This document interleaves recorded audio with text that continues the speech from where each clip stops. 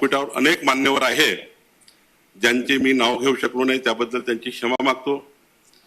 समोर अनेक मान्यवर बसलेले आहेत ज्यांची नाव घेऊ शकलो नाही. खरं तर मी तुमची सर्वांची क्षमा मागतो. आदरणीय सुनेत्राताईची क्षमा मागतो की मी नागपूरहून येता येता थोडा उशीर झाला आणि त्यामुळे शिंदे साहेबांच्या आधी मी पोहोचू शकलो नाही, त्यांची क्षमा मागतो.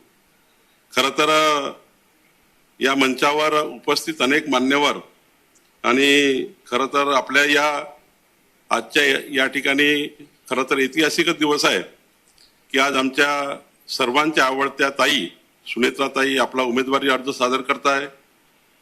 महायुतीच्या नेत्या म्हणून आज त्यांचा आपण उमेदवारी अर्ज भरणार आहोत.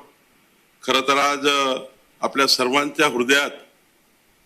सर्वांच्या हृदयावर ज्यांनी राज्य केलं असे महाराष्ट्राचे लोकनेते आणि विकास पुरुष ज्यांच्या शब्दाला राज्याच्या राजकारणामध्ये चांद्यापासून बांध्यापर्यंत वजन होतं आणि आपल्या सर्वांच्या मित्रत्वाची भावना ज्यांच्याबद्दल होती असे राज्याचे पूर्व उपमुख्यमंत्री आपल्या सर्वांच्या परिवाराचे घटक असलेले अजितदादा आज आपल्यात नाही आहे.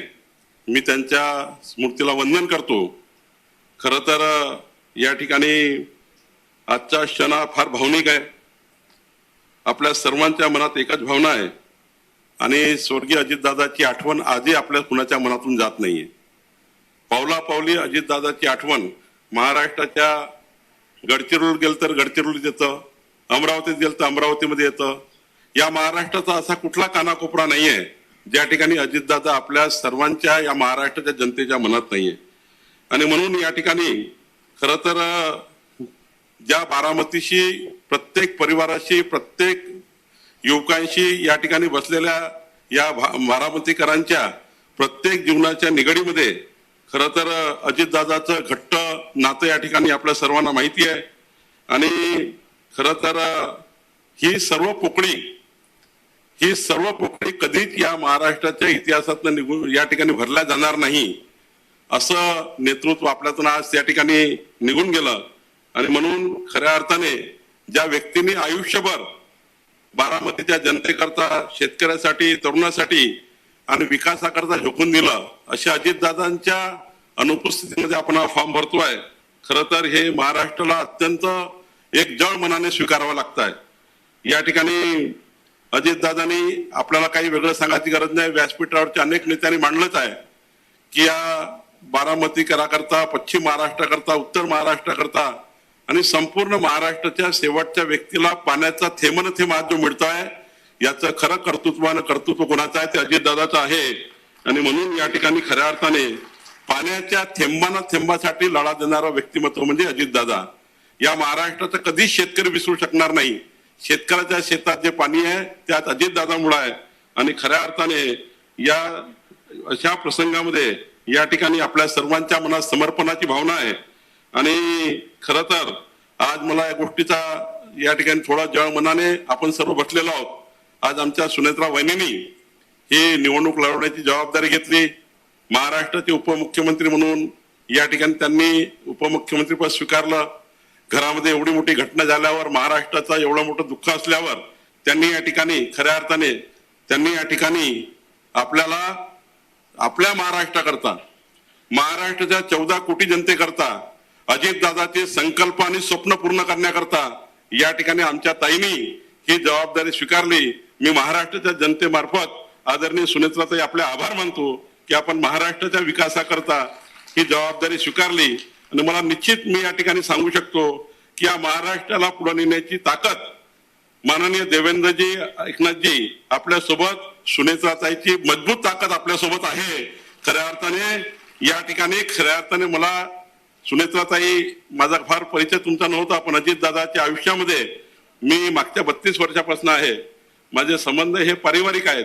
आणि त्यामुळं खरं तर आता मी विधिमंडळामध्ये सुनेत्राताईंनी प्रवेश घेतल्यानंतर खरं तर तेव्हापासून मी बघतोय की माननीय सुनेत्राताईंनी आल्याबरोबर मंत्रिमंडळ आणि विधिमंडळ यावर खऱ्या अर्थाने एक अजितदादाची छाप पाडण्याचा प्रयत्न केला आहे. असं नेतृत्व या ठिकाणी आमच्या सुनेत्राताईजी आहे.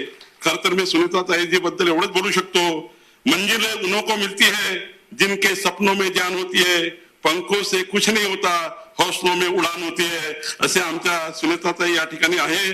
आज खरं तर मी या ठिकाणी देवेंद्रजींनी मला काल सूचना दिली की काही करून आज त्या ठिकाणी या फॉर्म भरण्याच्या विषयाला मी आलंच पाहिजे. मी तसं यात माझं प्रयोजन होतं, पण मी माननीय देवेंद्रजींनी सांगितलं आहे की या ठिकाणी खऱ्या अर्थाने या फॉर्म भरण्याच्या माध्यमातून महाराष्ट्राच्या इतिहासातला सर्वात मोठा विजय हा बारामतीचा असेल, हा निर्णय या ठिकाणी आपल्याला करायचा आहे. आणि म्हणून या ठिकाणी मी एवढंच सांगेल की सुनेत्रा वहिनींना बारामतीकर तर धुरा देणारच आहे, महाराष्ट्राची धुरा त्यांनी स्वीकारलीच आहे.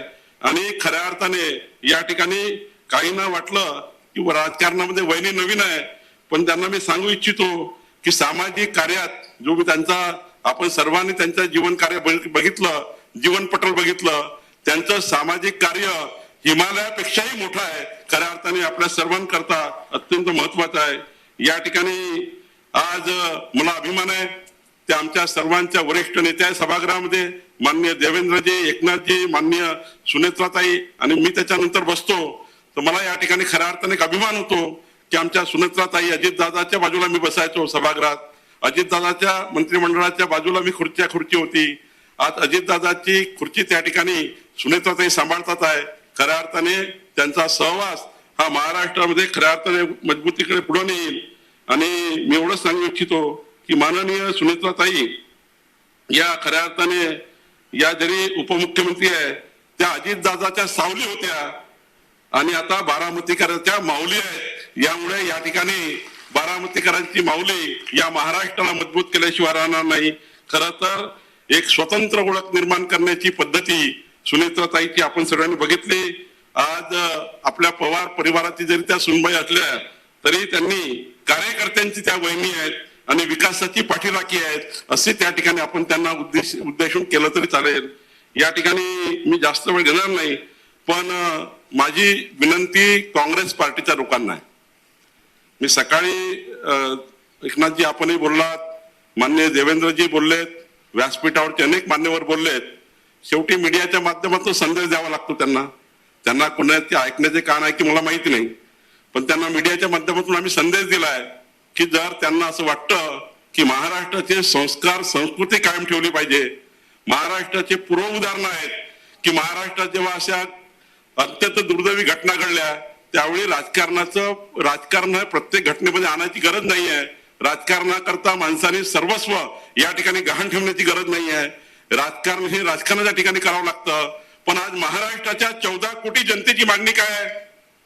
महाराष्ट्राच्या प्रत्येक हृदयातल्या गडचिरोलीच्या गरीब माणसाला विचारा, तुम्ही नंदुरबारच्या गरीब माणसाला विचारा, तो सांगेल. त्या मतदाराला विचारा, काँग्रेस पार्टीने निवडणूक लढवू नये हा महाराष्ट्राच्या 14 कोटी जनतेचा त्या ठिकाणी मनातल्या भावना आहेत. आणि जर या भावनाचा अनादर कोणी केला तर मात्र त्यांना महाराष्ट्राची जनता सोडणार नाही. कारण अजितदादांनी महाराष्ट्राकरता संपूर्ण आयुष्य दिलं आहे. आणि म्हणून महाराष्ट्राची जनता हे आव्हान करताय काँग्रेसला की या ठिकाणी तुम्ही निवडणूक लढू नका. तुम्ही जर निवडणूक लढलात तर महाराष्ट्राच्या इतिहासामध्ये तुमचा जेवढा दारुण पराभव आतापर्यंत झाला नाही तेवढा दारुण पराभव बारामतीकर करतील. खऱ्या अर्थाने मला या ठिकाणी आपल्याला या ठिकाणी चॅलेंज करायचं आहे काँग्रेसच्या नेत्यांना. आणि म्हणून माझी विनंती आहे, आधी मी चॅलेंज नाही करणार, मी त्यांना विनंती करतोय त्यांनी फॉर्म भरू नये, त्यांनी कुठं काय राजकारण करायचं ते करावं. पण अजितदादांचा जे काही संबंध काँग्रेसच्या नेत्याशी राहिले, अजितदादांचं 80% जीवन काँग्रेसच्या नेत्यासोबत त्यांनी आपल्या जीवनाचं कार्य सुरू केलं. अशा वेळी तुम्ही या सीटवर राजकारण करणार असाल, या सीटवर निवडणूक लढणार असाल, यापेक्षा दुर्दैव नाहीये. आणि म्हणून माझी विनंती आपल्या सर्वांच्या माध्यमातून काँग्रेसच्या नेत्यांना आहे की निवडणूक त्यांनी विड्रॉ करावी आणि माननीय सुनेत्राताईंना या ठिकाणी अनौपचारिक निवडून आणावं अशी विनंती मी काँग्रेसच्या नेत्यांना करतो. आणि खऱ्या अर्थाने माझे 2 शब्द संपवतो. धन्यवाद. धन्यवाद आदरणीय बावनकुळे साहेब.